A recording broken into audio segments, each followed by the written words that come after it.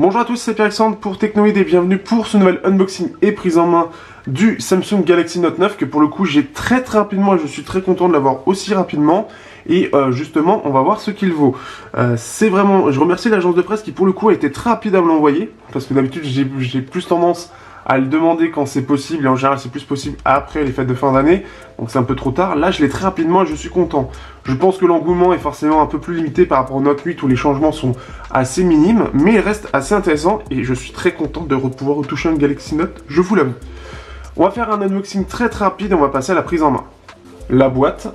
Alors la première chose que l'on voit c'est bien évidemment ceci qui permet d'avoir dedans pas mal de petites choses. On y retrouve le tiroir et tous les documents classiques, guide de prise en main, garantie et autres. On a forcément le principal ici, on peut déjà retrouver toujours l'adapteur qui est présent pour USB-C au micro USB, donc bonne chose, ainsi que le format USB type C, donc intéressant pour ceux qui veulent brancher quelque chose comme un clavier ou autre.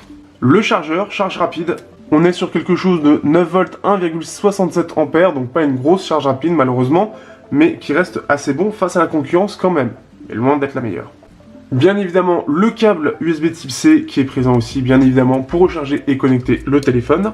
Ici, on a quelque chose, je ne sais pas du tout ce que c'est, mais on a quelque chose. On a les écouteurs, les AKG de Samsung qui ont un son de base pour des intra-auriculaires qui sont plutôt de bonne qualité, que j'avais apprécié déjà avec le S8. Et bien évidemment, des embouts pour justement s'adapter à votre oreille. Passons maintenant un peu à la prise en main de ce Galaxy Note 9 qui ne laisse pas indifférent. Certes, il est très proche du Galaxy Note 8, mais je l'apprécie beaucoup. Alors tout d'abord, on peut voir que déjà, le lecteur d'empreinte a été mis à un bien meilleur endroit, puisqu'il est en dessous de l'appareil photo, enfin un emplacement normal. On a toujours le double capteur photo, j'ai fait quelques photos et j'avoue que forcément, le résultat est toujours aussi plaisant. Si, par exemple, je prends ici, donc cette photo de la gare que j'aime bien, parce qu'il y a une antenne qui est intéressante, parce qu'elle est loin, et qui permet de voir un peu les détails. Donc ce qui fait qu'on va voir bien évidemment le zoom x2, et la différence c'est vraiment très intéressante puisque là par exemple si je zoome et vous pouvez voir ici si je zoome ici on peut voir que l'antenne reste assez bien détaillée mais on sent qu'il y a du surcontourage et qui fait que ça se voit un petit peu autour et que on perd quand même, enfin on n'a pas beaucoup de détails par rapport à cette antenne. Le zoom x2 permet de récupérer quand même pas mal de choses, on peut voir nettement les paraboles et nettement l'antenne beaucoup plus distinctement, ce qui montre déjà son intérêt en termes de zoom. Ça c'est déjà une première chose, les photos sont toujours aussi assez ouf. Si je compare, j'avais pris les intrants en photo et je trouve le résultat toujours aussi magnifique. En termes de résultats, de couleurs, de détails, c'est toujours aussi bon et ça c'est vraiment quelque chose d'appréciable. Et en plus de ça, c'est agréable. En plus de ça, j'ai droit à la dernière mise à jour qui justement améliore l'appareil photo, ce qui est très agréable. Ensuite, globalement, l'expérience n'a pas réellement changé. On est sur le même format déjà, mais en 6.4 pouces. Donc juste un poil optimisé. Ça se sent réellement à l'utilisation que c'est la même chose, mais vraiment. Donc ceux qui ont déjà un Note 8, ça ne sert à rien de changer. Vous avez la même chose avec le Note 8 avec une meilleure autonomie. Pour l'instant, l'autonomie que j'ai fait avec ce smartphone est vraiment très sympathique puisqu'on arrive enfin à une autonomie comparable à la concurrence et bien meilleure. Personnellement, j'avais déjà une bonne autonomie avec le Note 8 qui était vraiment correcte. Ici, on est vraiment sur quelque chose de mieux. Là, j'en suis à peu près à plus de 5, on va dire, à plus de 5h30 en utilisation uniquement 4G.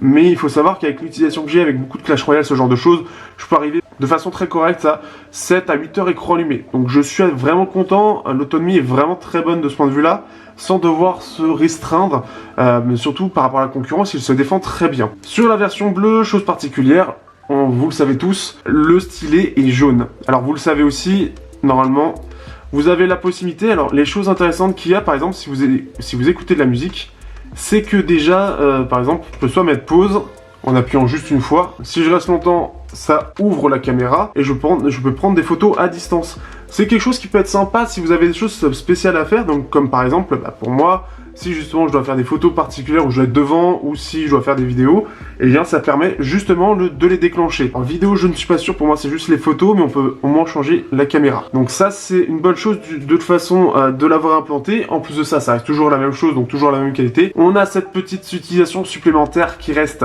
un petit plus, mais clairement qui ne va pas révolutionner le quotidien. Il était déjà très complet le Note 8, les S9 aussi, donc ça c'est vraiment juste du bonus parce que il est déjà quasi parfait.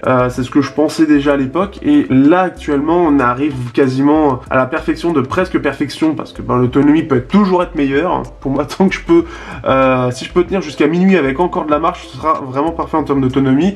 Mais c'est mon utilisation qui est particulière aussi. Le son, alors le son, j'ai remarqué, alors déjà une première chose que je n'avais jamais fait avant avec les Samsung, c'est d'aller vérifier les informations. Ici on a vraiment toutes les informations sur tout ce qu'il y a sur l'appareil, que ce soit le système d'ouverture en 1.5 ou 2.4 de l'appareil principal, tous les appareils photo qui sont utilisés, le système audio, NFC, etc. Il y a tout qui est référencé, c'est impressionnant.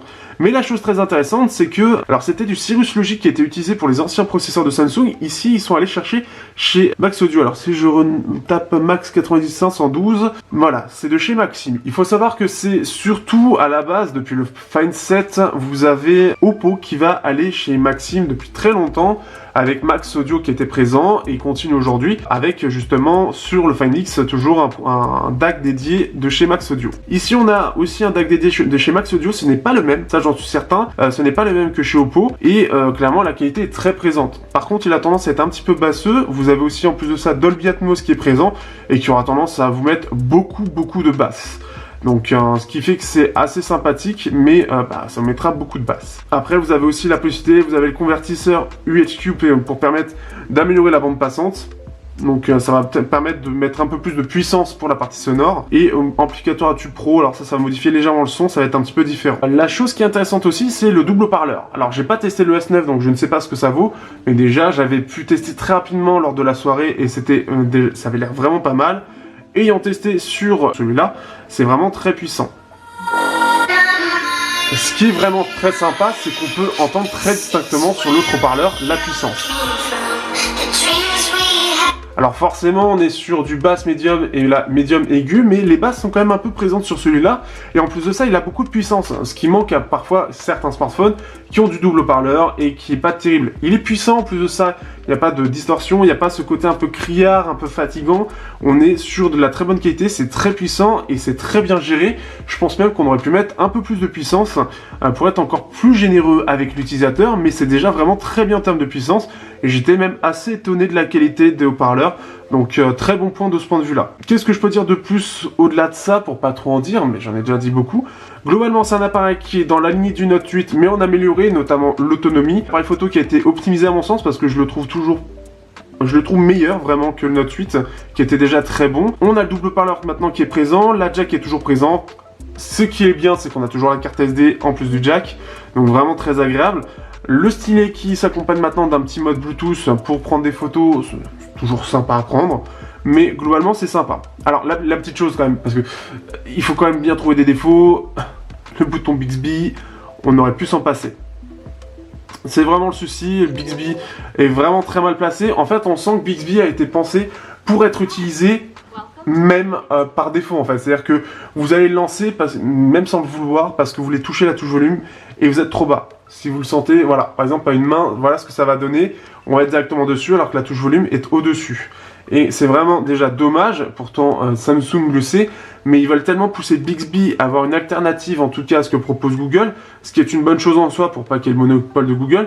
Le problème c'est que Bixby n'apporte pas grand chose par rapport à Google. Il est mal pensé à mon sens, et pas assez peut-être polyvalent ou pas assez bien pensé pour l'utilisateur. On a normalement juste le mode news qui est, je trouve, très intéressant chez Google, et qui est beaucoup moins bien pensé pour le coup sur Bixby. Moi, c'est quelque chose que j'apprécie pas vraiment à l'utilisation et c'est un petit peu dommage. Ce serait quelque chose qui serait amélioré. Je le retesterai vraiment pour le test final histoire 2, mais c'est quelque chose que pour l'instant je n'ai jamais réellement apprécié. Donc voilà un petit peu, en tout cas voilà, c'est toujours un appareil qui est très agréable, que je trouve très joli en bleu avec ce côté mat en plus de ça sur la tranche qui change avec le côté glossy qu'on avait, le côté brillant qu'on avait sur le Note 8. Mais clairement le form factor était déjà bien maîtrisé, ici il est toujours plus, avec en plus de ça une meilleure autonomie, des appareils photo optimisés, le lecteur d'empreintes qui est mis au bon endroit, on a toujours la reconnaissance faciale. Ça manque toujours un petit peu de réactivité d'ailleurs le lecteur d'empreintes, c'est pas encore ce que propose la concurrence, mais ça reste tout à fait correct. Mais on peut faire mieux normalement, quelque chose de vraiment plus réactif, c'est un peu dommage là-dessus, ça est un petit peu bridé. C'est un téléphone que j'apprécie vraiment, et ça devrait se ressentir dans le test. Sur ce, je vous dis à bientôt pour le test du Galaxy Note 9. Et en plus de ça, avant Noël, merci encore à l'agence de presse de me l'avoir fourni aussi rapidement.